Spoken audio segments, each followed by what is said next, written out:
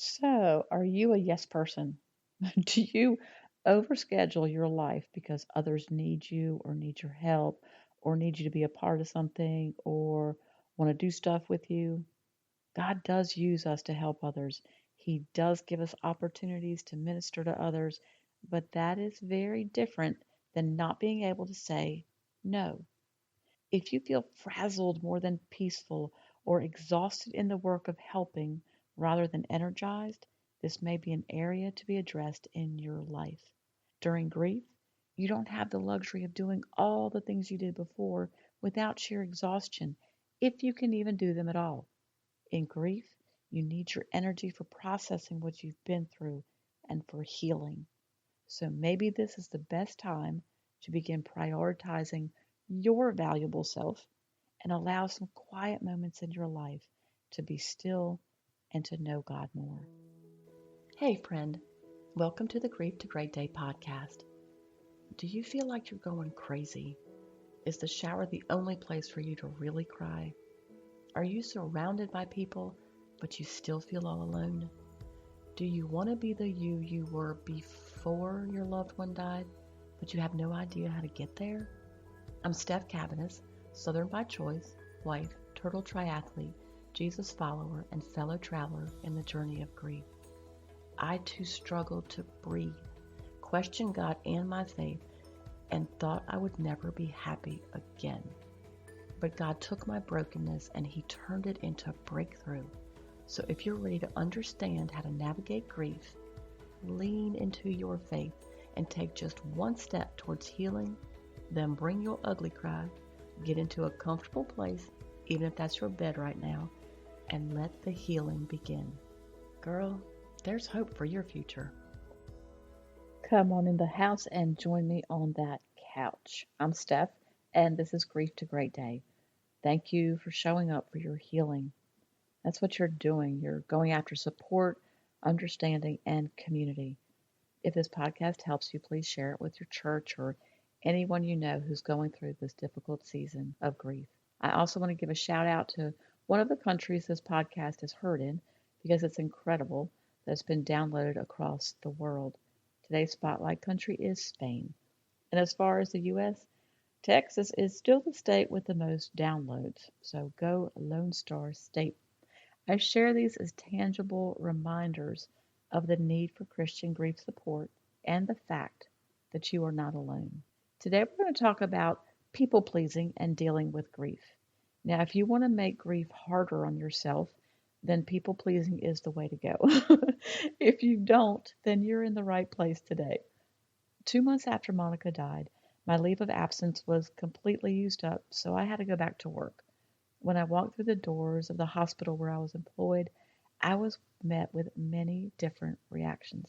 Some people were amazing, some were unintentionally awful or dismissive, and some didn't want to be around me.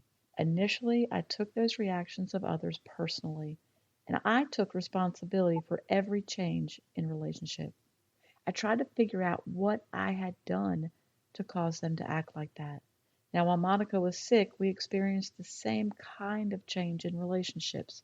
There were people whom we had helped financially before Monica got sick through schooling, moving, and other life events who actually turned their back on us. There were people from Monica's hometown, the same rural town that took me in when I was going through my divorce. These were Monica's blood and those she grew up with who also didn't want to be a part of her sickness or, more likely, her crazy faith. And instead of being upset or mad about it, Monica prayed for them and thanked God for who they were to her in the past. I, on the other hand, was angry and confused. I realized in going back to work that other people's reactions were not my responsibility. I had begun to develop a deeper relationship with God, and I was more concerned about getting through the day and sharing what her faith had accomplished for her, for me, and for those around us. I was unable to not share that faith journey. Some people didn't like that. And for the first time in my life, I wasn't ruled by what they thought of me.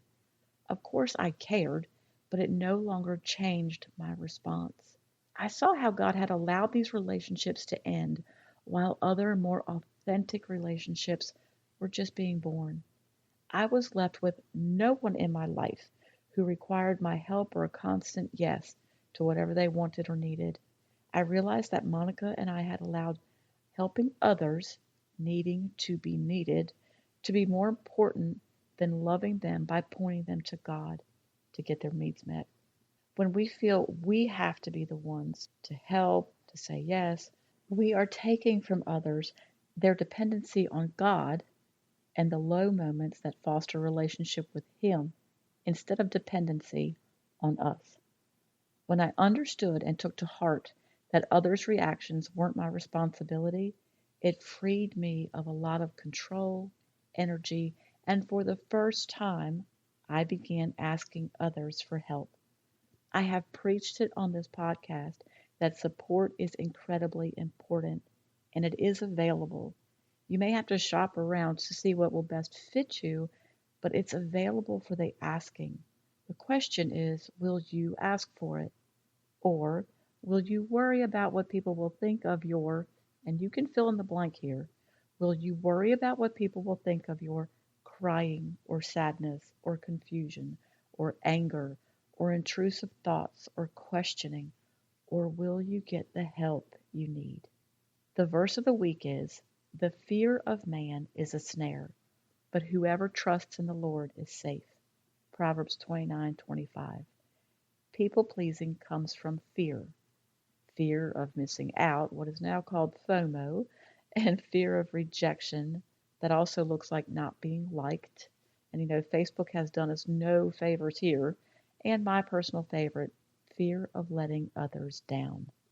Do you want or need the accolades, the attaboys, and the attention of people, or would you rather have those things from the creator of the universe? He has a future for you, but will you trust him for it? That question sounds simple to answer, but is it in your life? Right now, are you pleasing God or people? We understand this concept on a large stage, like when money or power or position becomes more important than tending to the things of God, such as prayer, reading the Bible, or your family.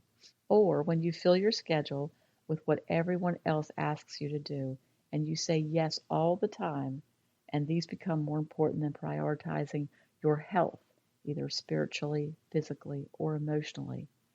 But it can also look like being in church and checking Facebook or texts. Now, what is so important that people are posting or texting that for 1 hour you can't put it down? So, how do you get free of being a people pleaser? First, you need to know if you are a people pleaser. Now, if you were drawn to the title of this episode, then we have no doubt about the answer to that question. You just want to be free of it. And you are the person I'm talking to. You'll need God and a lot of reminders, and you'll need the B word. Yep, I'm talking about boundaries. If the very word makes you take a deep breath, then create grief specific boundaries for now and work on other boundaries later. Or you can use your grief journey, this very difficult, confusing time, to gain clarity about who you are in Christ. Develop your relationship with Him and stop making excuses as to why you haven't spent time in the Word today. You can't expect God to move mightily in your life when you haven't given 10 minutes to Him to talk. And I'm preaching at myself here. Ask God to show you the areas you need help in, where other people may have become more important than pleasing God, and be open when the opportunities present themselves. You may find that after listening to this episode, 5 people ask you for help or to participate in some kind of event. When they do, thank God for the growth opportunity and say no to most of them. You'll need reminders because when you begin changing your behavior, you will actually forget in the moment. And you just kind of like go back to your old routine. So get a post-it note and write on it, today I will serve God and not man. Or you can write, saying no isn't a sin, or anything else that will be a good reminder to you, and put it where you're going to see it daily. So put it on the fridge. And here's a little boundary hack. When someone asks you to help with something and it's 2 months down the road, Don't just automatically say yes because it's 2 months down the road. You're trying to please them. And because it's not tomorrow, you think you'll feel differently about it later. You won't. If someone asks you to do something 2 months from now, pause. Think about if they were asking you to do the same thing tomorrow. Would you want to do it? If the answer is no for tomorrow, the answer will probably be no in 2 months. And it's going to save you from saying, I don't know why I said yes to this when the day comes. In grief, people's expectations on you are usually lower, so use this time to practice for the future. Learn to be honest and to say no. You will need to practice this. You can make it a softer no for those of you who are really going to struggle and follow the no up with, right now, I really need to take extra care of myself. Don't ask them to circle back in a week or a month. Let it just be no. Put your time and your much needed energy into your healing. Grief may be the perfect time for you to cultivate these boundaries. God is completely capable of using other people to accomplish the work that is needed in your social groups or at church or with friends. Plus, real friends will never require you to say yes all the time. They're going to support this and probably be envious of your new boundaries. And then God will be able to build in you the things you've been too busy for all this time. You are fearfully and wonderfully made, and you are valuable.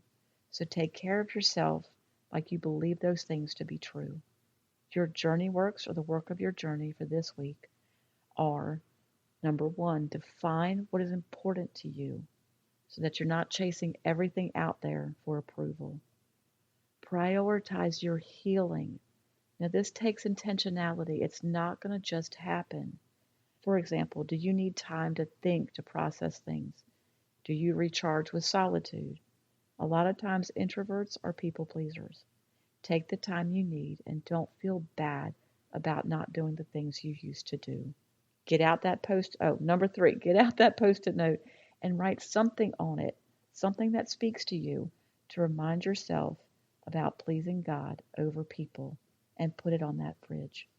Look, the bottom line here is don't give others the pedestal or the position that only God should occupy. If you need more personalized help, let me help you.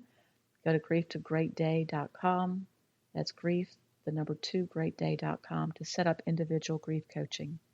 Come as you are. It doesn't matter where you are in the grief process. I can help you navigate the next steps. And join us in the Grief Group for Christian Women Facebook community. Yes, it's literally called the Grief Group for Christian Women, and share it with others. And be on the lookout because Valeria Holloway, who was with us about a month ago, will be back on the podcast. I'll be uploading those discussions in addition to these weekly episodes. Valeria will be talking about how to comfort children in grief. I don't have the expertise or experience in this area, and I wanted to provide this support for those of you who need it. If you don't have a church home, visit my church, opendoorchurch.com, and links to both the Facebook group and Open Door Church are in the show notes. In the meantime, remember who holds your future. It's not all those people you keep saying yes to. And keep on coming back to the house, keep sitting on the couch, and keep taking steps, however small or slow, towards your healing. Thank you for being here today, for showing up. If this podcast has given you hope, encouragement, or helped you in any way, share it with a friend, either in a text or on your social platforms. Also, please subscribe, rate, and leave a written review on iTunes. It's a huge blessing for me to know that you're out there. Lastly, and this is important, you are not alone. Connect with me on the Grief to Great Day website, the link is below, and sign up for our free newsletters. I want to be able to pray for you by name. Remember, grief isn't something you're going to get over, but a great day is something you can get to.